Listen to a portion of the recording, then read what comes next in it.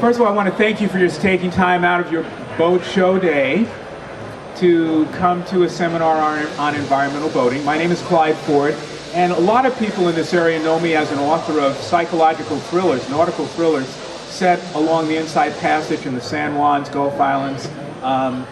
3 of my books were set there: Red Herring, Precious Cargo, and the latest one, Whiskey Gulf.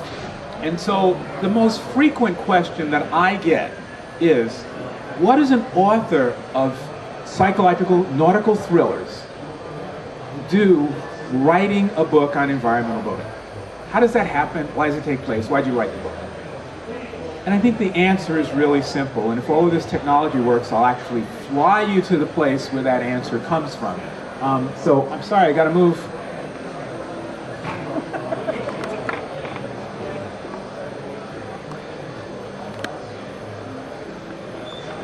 So not long ago, actually a little longer ago than I would like it, because I haven't been back in a while, several years ago, I was up in the Octopus Islands. Anybody here been to the Octopus Islands? Okay. So the Octopus Islands are along the Inside Passage, and let's see if we can get a little bit more of an overview map of this. I know it's a little hard to see, and I apologize for that, but not much we can do on this. This is Desolation Sound area, and the Octopus Islands are just outside of Desolation Sound. They're a place called Osicolo Channel, is where you go up there. I was single-handing my boat coming south, and one of my favorite places, this was August, and one of my favorite places to anchor is right in this little cove here. Now this bay, called Wyatt Bay, huge, absolutely huge. You could fit 150 boats in Wyatt Bay, and you wouldn't know there were any there.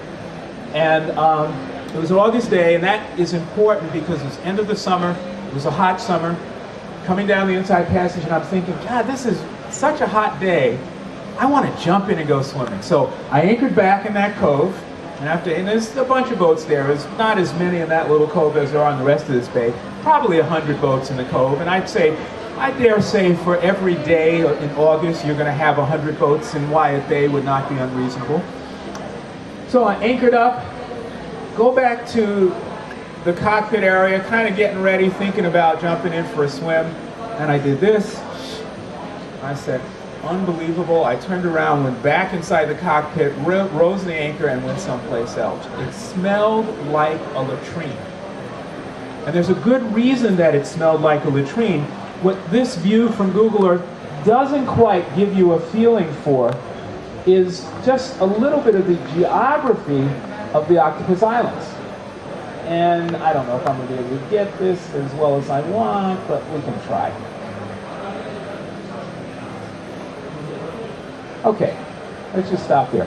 So what happens with the Octopus Islands is, there's a lot of fast-moving water out here, but there's this really narrow little channels, and this is very shallow and rocky area over here, and there's not a huge amount of tidal exchange.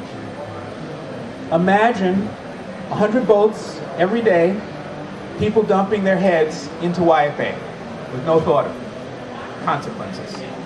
And over time, what you build up, because you don't get a lot of flushing, is you build up basically a human cesspool, and that's what it smelled like.